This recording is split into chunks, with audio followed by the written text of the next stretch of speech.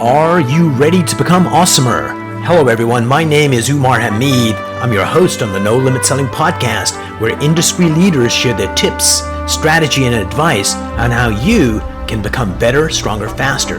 Just before we get started, I've got a question for you. Do you have a negative voice inside your head? We all do, right? I'm going to help you remove that voice in under 30 days guaranteed. Not only remove it, but transform it.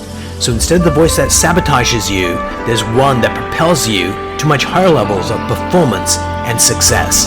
There's a link in the show notes. Click on it to find out more. All right, let's get started. Hello, everyone. Today I have the privilege of having the sales whisperer on the show today. Wes Schaeffer, welcome to the program. Hey, thanks for having me.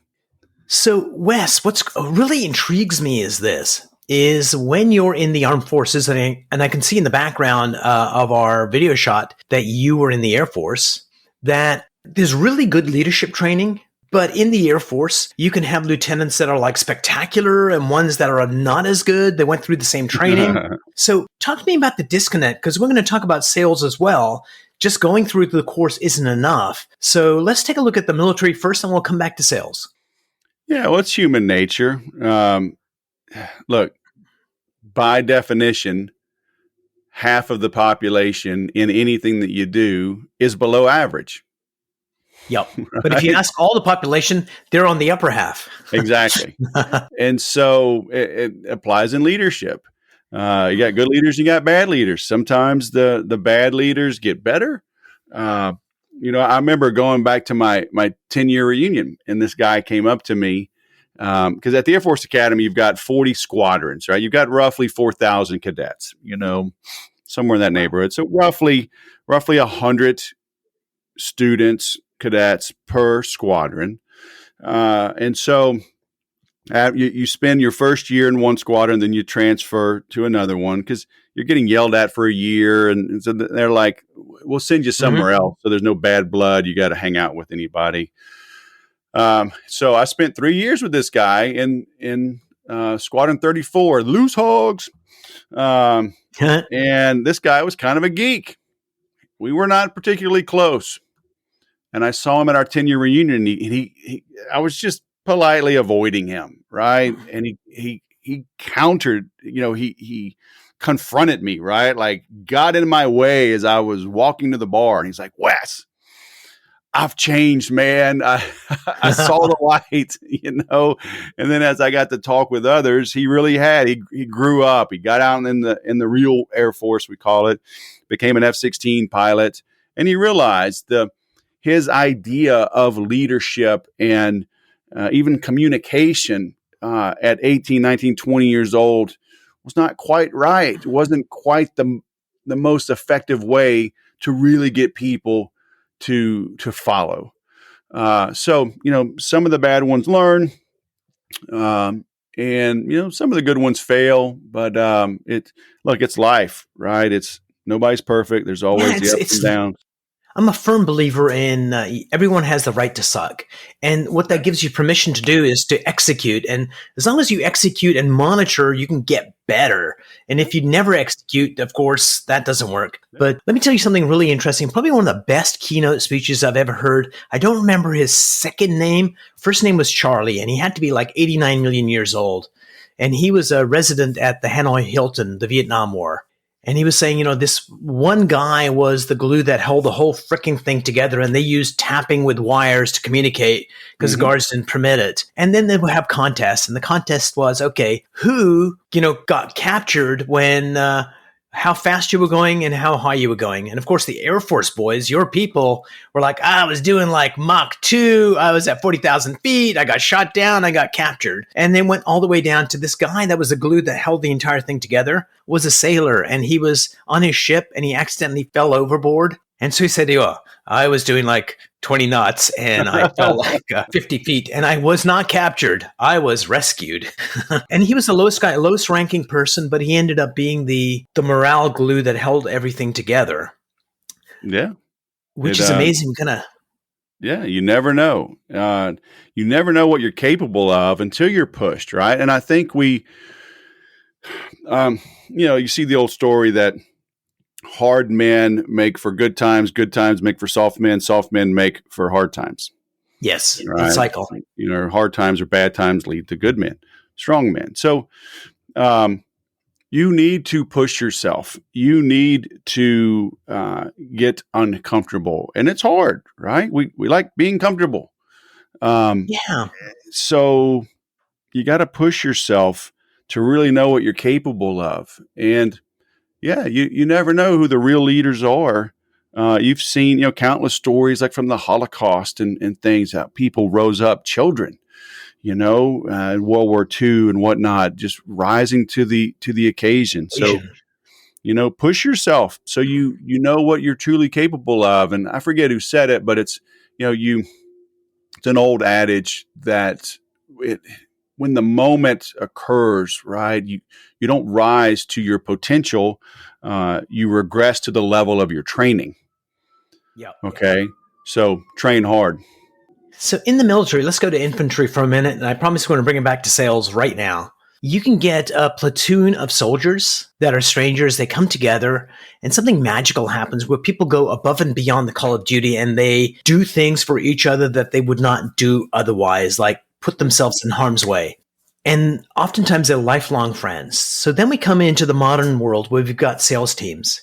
And one of the things that you talk about is I'm going to help you build the best sales team ever. So how do we bring people together to build a strong team? Because you've got egos and people have their own hangups, that all that human stuff. So Wes, can you tell us about a particular team you helped, how you found them when you started working with them, and how you got them to where you got them?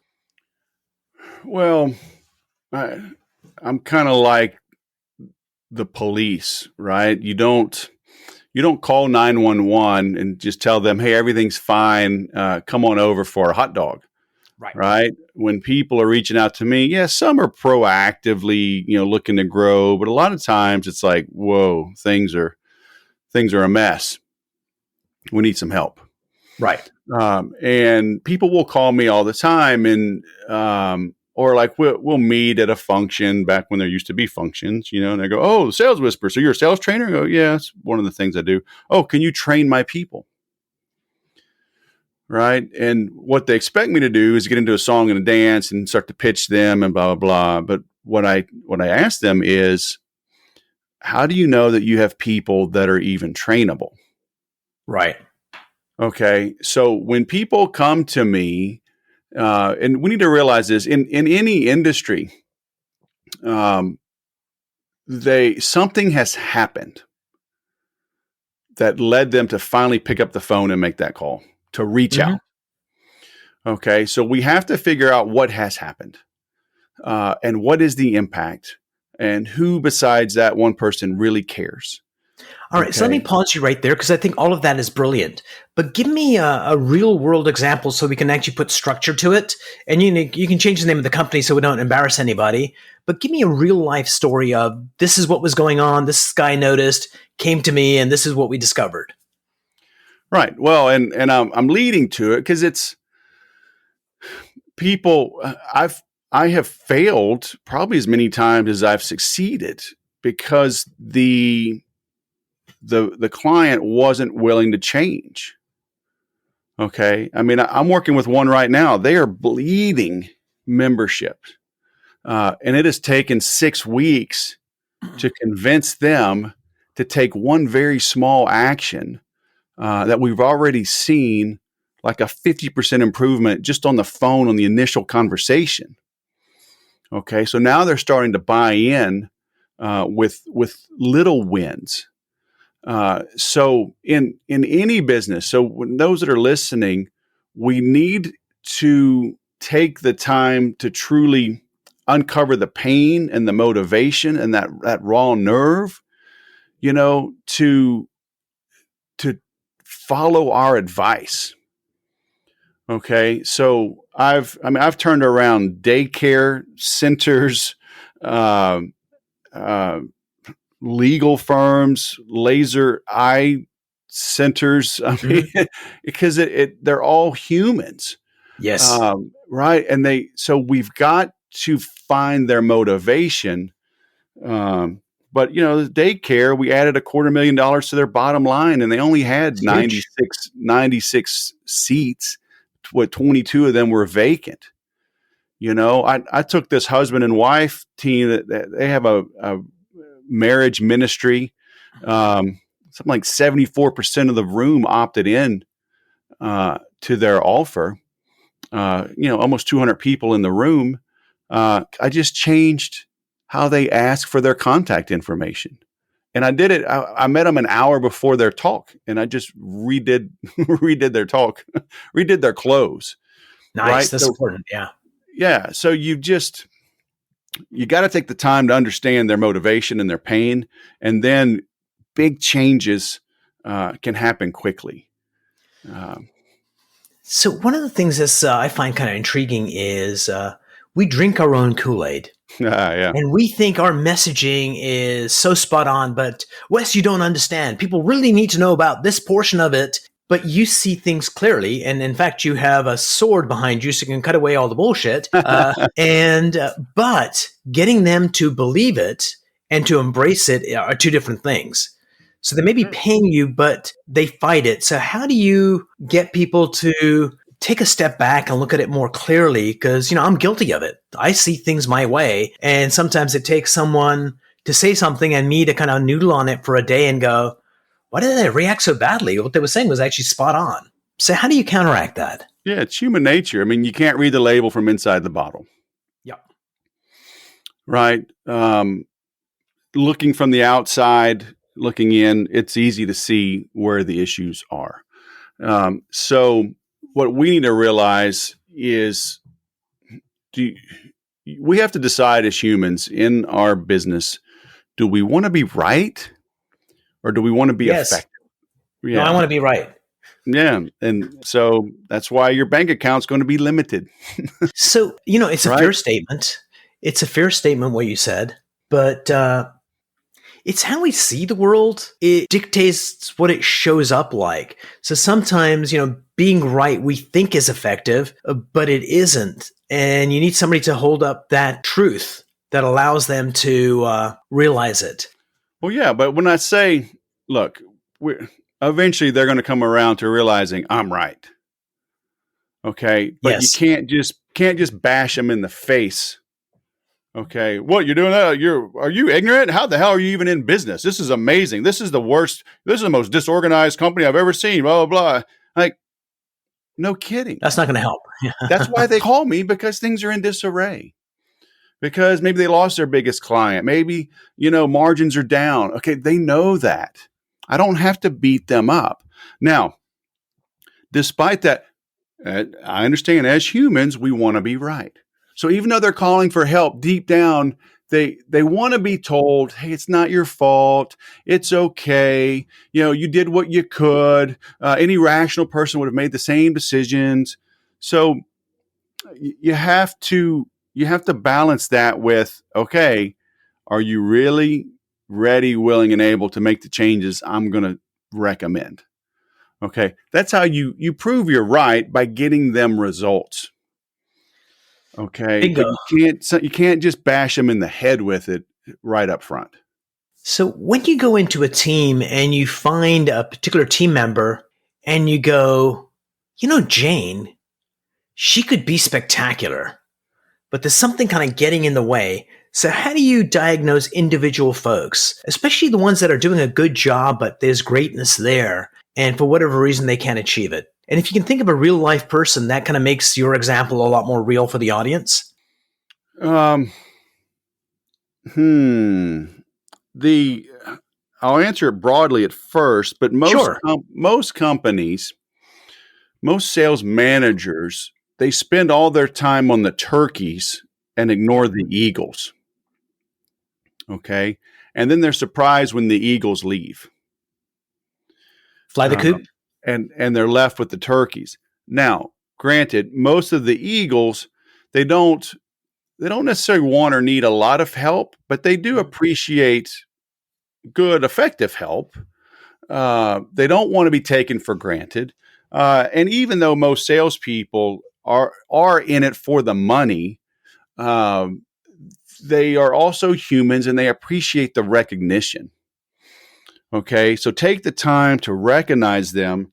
But it's the old adage, you can lead a horse to water, you can't make him drink. Mm-hmm. What I tell people is, if somebody's underperforming, you kind of ignore them. Okay, tell them what's expected, then get out of the way. Make them rise up and ask for help. Okay, I can't force it. I can't force somebody to get better. I can't force somebody to follow the script. I can't force somebody to follow the procedures that I put in place. Okay. But I've had, a lot of people, tell me, I'm working with a guy right now in our Monday sales calls. And he's making outbound calls because he has to, because that's the nature of his business, who he's calling on. The people he's calling on are not downloading white papers and case studies and free reports. He's got to call them and speak to them. Okay. And True cold calling. And he's using the script that I created. B, he's following the structure, the timing. I mean, we literally get down into, when should you call these people? And so giving him specific time blocks, specific things to say, and the guy showing up, smiling on the Monday morning calls. His numbers are up. He's hitting his goals, and this is right now, January, February of 2021. So, but the crazy thing is, I've been teaching the same stuff for 15 years, in good times and in bad. It works regardless. Humans are humans. Humans are humans. So following that, now, in a way, he is self-motivated because he joined the course. But the reality is, it's a family-owned business, and he could kind of coast, and he has coasted for a little while. And in working with the company overall, it took a little while, but he has come around. But Nice. He was very passive, not aggressive at all, reluctant to put into place some of the things I've been talking about, because he could kind of coast because it's a family business. But he does have some self-esteem, right? He's got some pride, and he's finally come around. And this has all been remote. He's way out in Miami. I'm way out in Southern California. But he's come around. It's been fantastic to see, because it's so effective. It's so easy to do. It's simple. It's not easy, right? Picking up the phone and calling. I understand there's a lot of hesitation around that. But when you get your talk track down, you'll write better emails. You'll write better marketing content. Everything is interrelated. So, hey, get good on the phone. I actually came across this joke that I kind of like is, how do you make a salesperson shut up? Give them a telephone. So I was working with a client once, and we're working on, doing cold calling. And then I go, okay, get your phone out, and I'll get my phone out. I'm going to record you making a phone call to a client. And we record the phone call, just his end of it. And then I said, okay, great. Now do me a favor. Who's your best friend? My best friend's Johnny. Call him up and invite him out to the movies this weekend. Calls up Johnny, invites him out for the movies. Then I say, listen to both recordings. And the first one is tightness in the voice, distress in the voice. He goes, holy cow, I had no idea it sounded like that. And I guess a lot of people have done that. But when we played the call to a friend, there's warmth, there's connection. Right. And just that contrast between the two was enough for him to go, okay, I get it. Right. Why it's important. And then, so as you work with organizations, what have been the unexpected opportunities with the pandemic? And what do you think have been some of the things that are getting in the way of sales? Speaking of the phone, right? One of the opportunities is the phone. Mm-hmm. People are answering their phones. The funny thing is their corporate lines are being forwarded to their cell phones. So you can reach people, you can text them. They actually, now that we've settled in, people are a little more relaxed. Actually, they're not commuting. They have a little bit more time. So you can have some conversations with people. And you don't have to be worried about a barking dog or a crying baby or whatever. People are more chill, and more, I think, more human in a lot of ways, so that has been good. I think people they can use this as an excuse as well. Mm-hmm. It's because these are new, uncertain times. The crazy thing is I've worked from home for 21 years and I've been selling over Skype and AWeber and whatever ever since they were invented. So I think people had some misnomers about, well, my business is different. I really can't sell remote. This is face to face. No, I don't think so. I think people are coming around to that they can. Nice. And I think it's just making us so much more freaking productive because there is no traveling half an hour for a half an hour meeting and half an hour trip back. You wasted your day. Well, if you're disciplined, or you could say, well, I don't have that 45-minute commute, so I can spend 45 minutes on Facebook, and that 45 minutes turns into 90 minutes in the morning and in the afternoon and in the middle of the day because you don't have the discipline. Look, a friend of mine I trained jiu-jitsu with, he was accustomed to going to the office. And when all this happened and all started shutting down last summer, he's like, dude, my gym's closed. I don't have my commute. I'm a lazy bum. He like literally ate like 2 bags of donuts or Twinkies, something like 2 bags of junk food, right?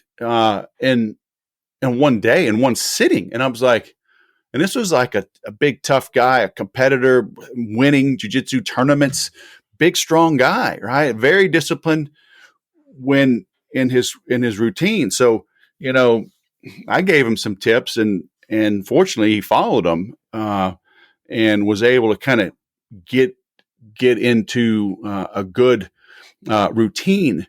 But it was new for a lot of people, right? People have told me all the time for 20 years, I got 7 kids at home. They're like, how do you work from home? All these kids, I could never do that.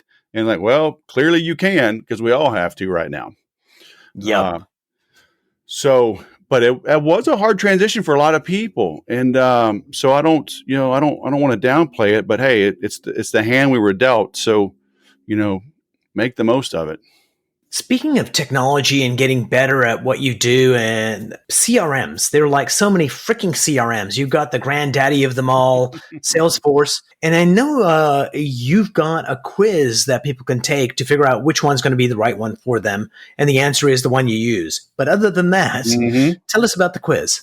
That is the best one. So it's just crmquiz.com. It just asks a bunch of multiple choice questions just to help you narrow down the choices. On the one hand, I tell people, like I had a blog post I wrote a long time ago saying that CRMs are dead. Part of that's a marketing ploy, but part of it is true because the standalone CRM is dead.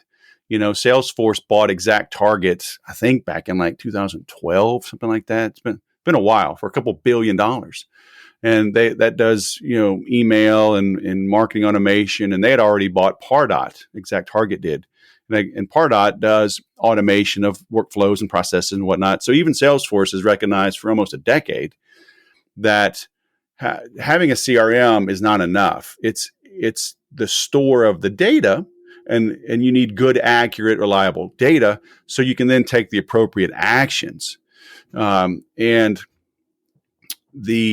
finding the right platform is important, but there's free tools out there. There's low cost tools. There's very specific, unique kind of platform. So that's why I made that quiz. I've been in the space now since 2007 as a seller and trainer, but I've used them as a salesperson since really before CRMs were invented, right? We had a client server kind of database when I was selling mobile homes in Mobile, Alabama in 1998. If we didn't enter our prospects info and if they came back on the lot later and bought, we didn't get any credit.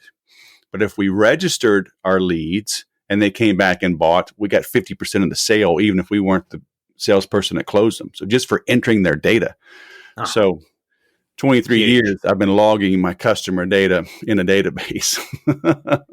Brilliant. Wes, before we part company today, is there a mind hack or a shortcut that you use to make you more effective that you'd like to share with the audience?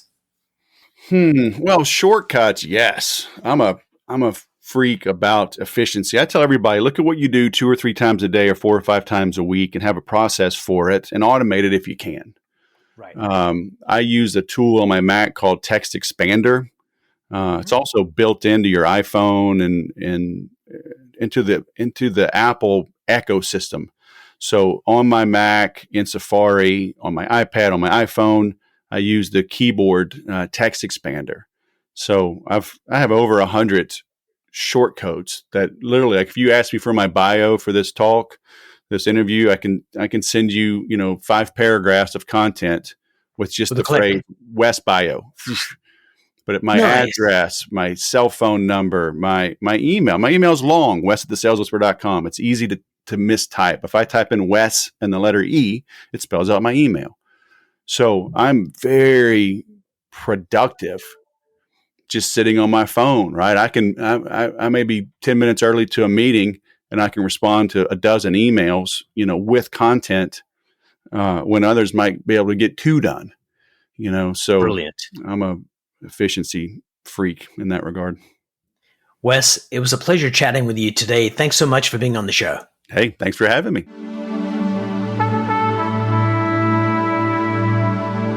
If you enjoyed this episode, please go to iTunes and leave a 5-star rating. And if you're looking for more tools, go to my website at nolimitselling.com. I've got a free mind training course there that's going to teach you some insights from the world of neuro-linguistic programming, and that is the fastest way to get better results.